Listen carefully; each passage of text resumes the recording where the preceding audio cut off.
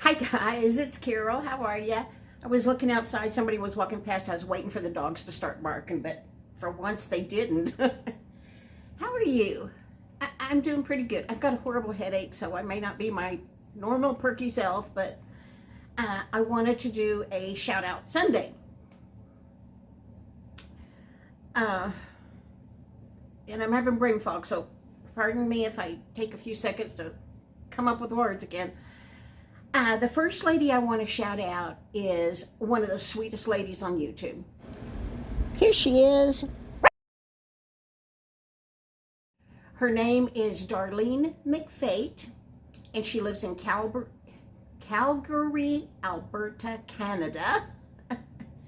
And Darlene has Parkinson's. I had never really heard too much about Parkinson's except from there's an actor. His name is Michael J. Fox. The little I know about Parkinson's, I have learned from seeing him on, like, Good Morning America or something. I had no idea what it's. I thought it made you tremble, and I that's all I know. Darlene. Her videos are very real. She shows what it's really like to live with Parkinson's. I tell you, but she has the sweetest spirit, and she has the most gumption and gonna do it herselfness. I just love Darlene. And when you see her videos, she's probably going to be moving a lot. That's because her Parkinson's makes her freeze up. And that's very painful for her. Oh, Darlene, I hope I'm getting your story right. But she has medication she takes to loosen up her muscles, and that makes her have uncontrollable movements, which are a lot. Bless her heart. I'm very sensitive to that because Casey has uncontrollable movements. I've never filmed her when she has them, but she also has them. There are two theories. It may be that I have. It may be a minor form of Tourette's, or it was caused by medication she took, and that's most likely it. There are antidepressants that can make you have uncontrollable movements, and once it starts, it's there.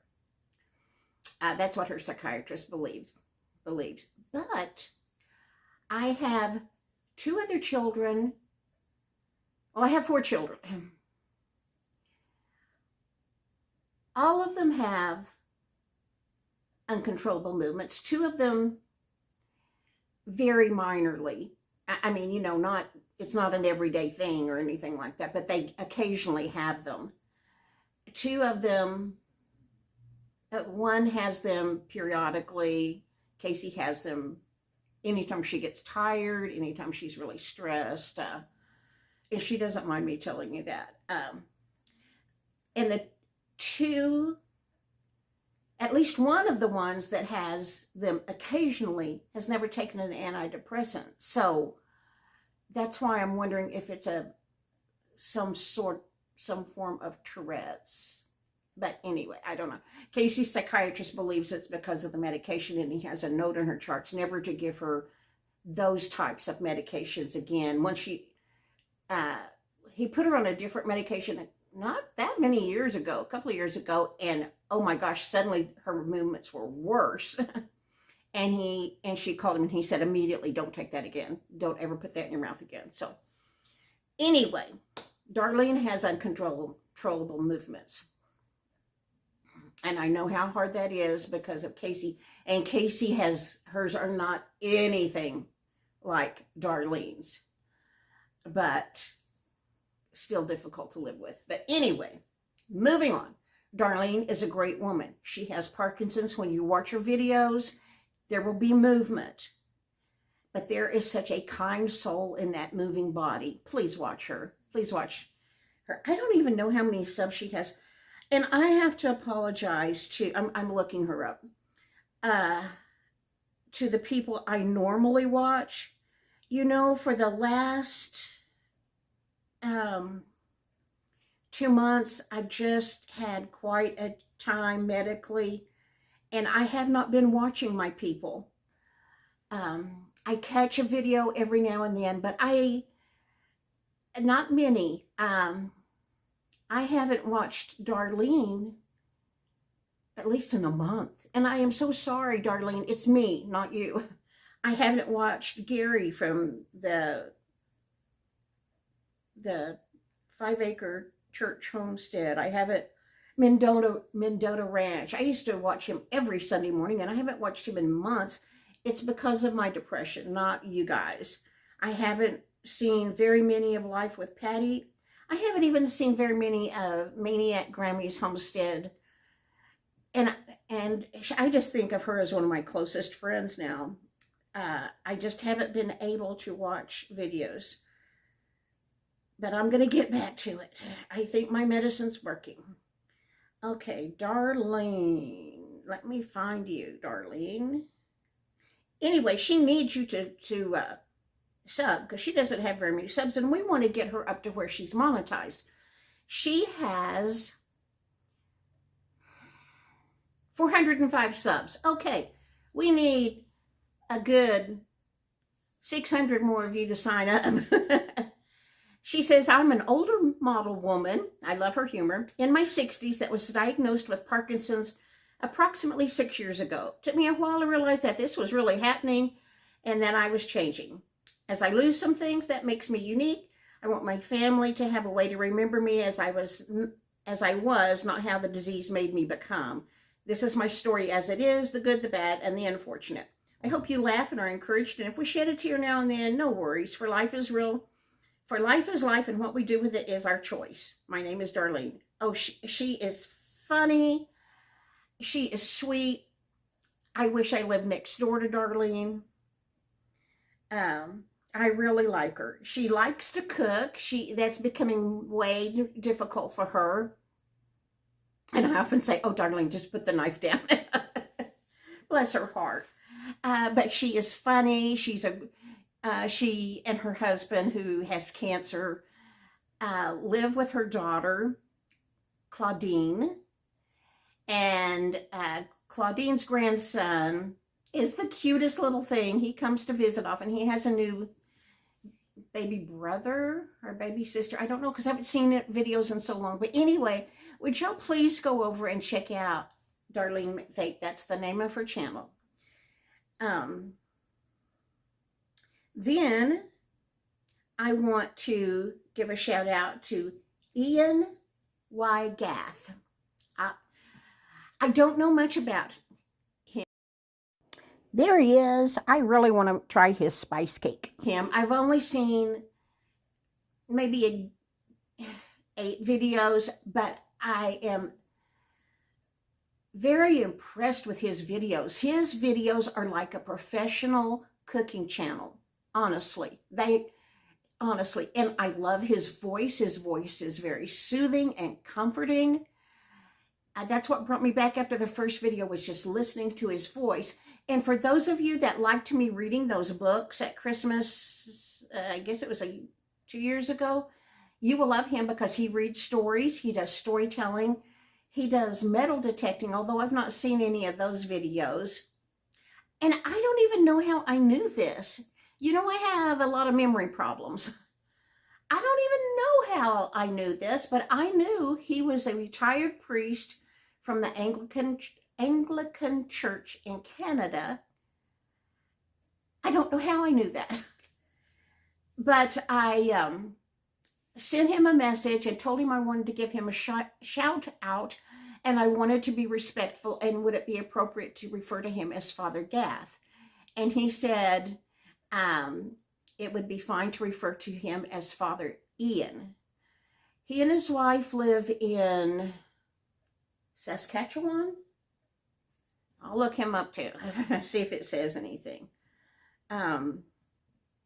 Anyway, he's also in Canada, Saskatchewan, I think. You know, if I would have been a good YouTube person, I would have had all this looked up. Sorry about that. You know me. Ian Wygath. I probably said Ian Egath. Let's see what it says about him. It doesn't say he's a priest here. I don't know where on earth I learned that, other than I found him through Gary over at the... Gary's channel has a long name. I'm going to give him a shout out next, so I'll tell it to you then. They live in Regina, Saskatchewan, Canada. That's where he and his wife live. Anyway, he said it would be fine for me to refer to him as Father Ian. His voice is just great. His cooking videos are professional. You'll like him. Y'all go over there and see him. Let me see how many subs he has. 1,340. So he's got enough to be monetized, but he can always use us. Okay. Then the next two people I want to give a shout out to.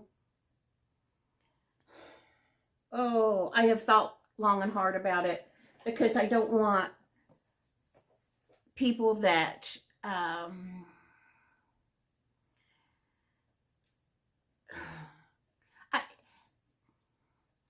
if you don't have something kind to say, don't say it. I'm just going to say that.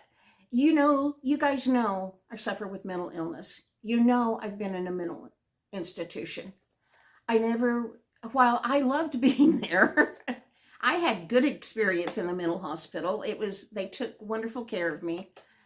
I don't want to have to go back there. And so when I got out of there, I made the choice to decide on some things I would not do that I knew would cause me stress, because stress put me in there. And one of the things I did is I'm home. I'm not around people, because people sometimes stress me out.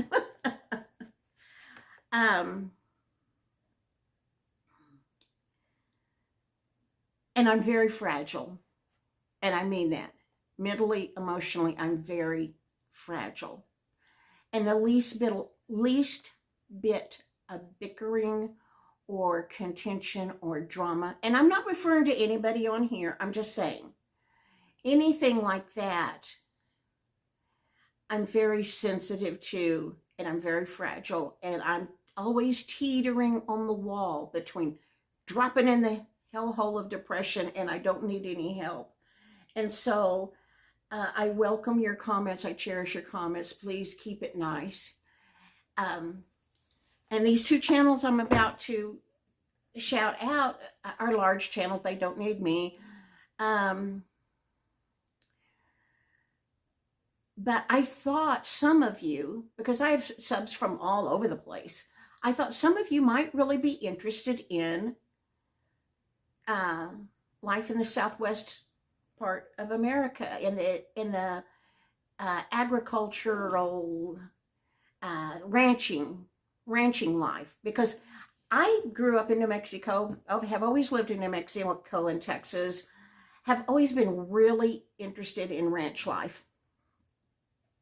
Never been on a ranch except to go with an historical society trip in New Mexico to the Bell Ranch, which is a huge, big ranch. But that's the only time I've ever even been on a ranch. But I just find it very interesting. Now, oh my gosh, you're going to find this odd that I'm interested in ranching, but I don't like rodeos. I don't like seeing cattle hurt. I don't like to see branding. I don't like to see castrations. But that's part of it. And I find ranching life very interesting. It's a hard life. Ranchers do not have an easy life. Farmers don't have an easy life. But we like to eat, and so I'm grateful that there are farmers and ranchers. And I'm going to give two shout outs. And if the first one is Mendota Ranch, which is a ranch about, I think it's about an hour and a half north of me, near Canadian, Texas. I've watched him for a couple of years. I don't know how I came across him either. But he's a very interesting man. His name is Jason Abraham. He has a beautiful wife named Bonnie. He grew up in Canadian. He and his brothers own the Mendota Ranch. And he shows what real life on the ranch, what real life is working cattle. And I thought that is what might interest you. Plus, he built a barn dominium. In Texas, barn dominiums are kind of a big thing. A barn dominium is a house and a barn combination. Although there are tons of barn dominiums that have nothing to do with, barns. There's a builder here who has built about 8 huge barn dominiums that he rents for like $4,000 a month that are just really nice homes. But anyway, a barn dominium is a home that the outside looks like a barn. Let's say it that way. Well, the Abrahams, Jason and Bonnie, built a beautiful barn dominium. And I thought you might be interested in seeing that. His is an actual barn dominium with a big arena, cattle arena, roping arena as part of his home. I thought that was extremely interesting. So you might really like to see that. He owns a caboose, a train caboose. I loved that video. I decided I would give him a shout. I wanted to give him a shout out for a long time because I love watching what life is like on a ranch. And I thought some of you guys might enjoy that too. But I was just leery of the reaction some of you might have, or some trolls might have or something, because working cattle is working cattle, and that's how it's been since, in Texas, since forever. And last week, this Sunday is about something I'm going to tell you about. Last Sunday, I really wanted to give him a shout out, but I thought, I can't handle it. I can't handle all the people telling me, that's cruel and horrible and inhumane. And I agree with you. I don't like to see how cattle are treated, but it is what it is. This is the cattle industry. If you eat beef, what do you think happens to the cows? They get killed so you can have that hamburger. So you're part of the process. And I eat hamburger. I'm part of the process. But I thought you might be interested in last week's because it was, they were branding, and it was pretty much a family affair. The cowgirls and cowboys in this video are mostly relatives, and the men and women are out there working cattle, and I thought you might enjoy seeing that. If you were going to be horribly upset that they're branded, that they're castrated, then please don't watch. But if you just want to see what ranching life is like, there you go. There's a good example. Anyway, Mendota Ranch is the name of that channel. And this man, Jason Abraham, is just brilliant. He really is. He's a rancher. He has a business called Rotor Recoil. I'm sorry, Jason, I blundered that up. And if I ever win the lottery, I'm going to pay for my oldest son to go up there and take his course of shooting out of a helicopter.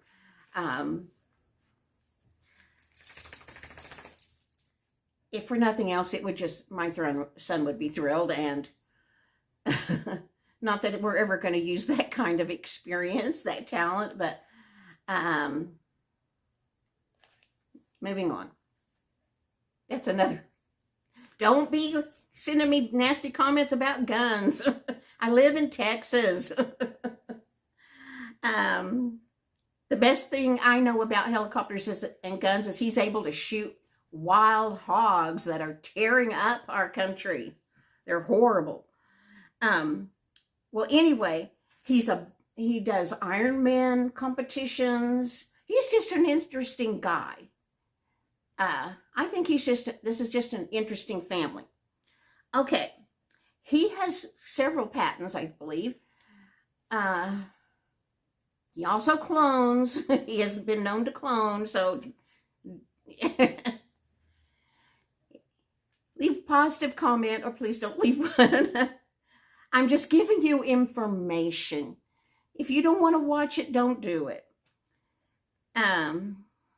But watching him collect semen from a horse was interesting. He's a tough little guy.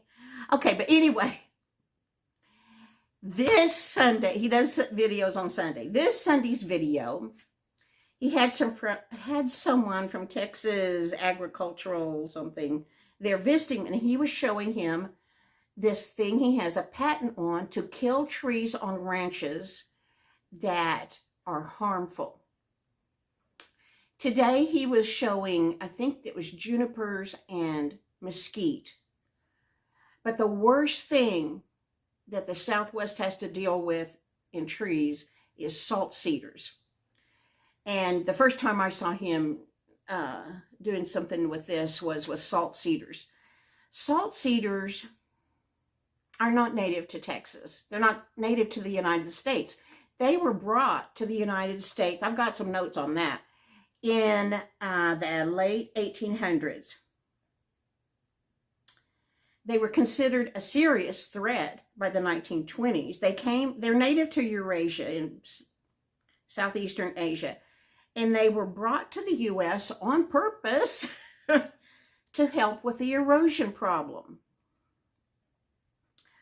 But they soon found out that that was a huge mistake.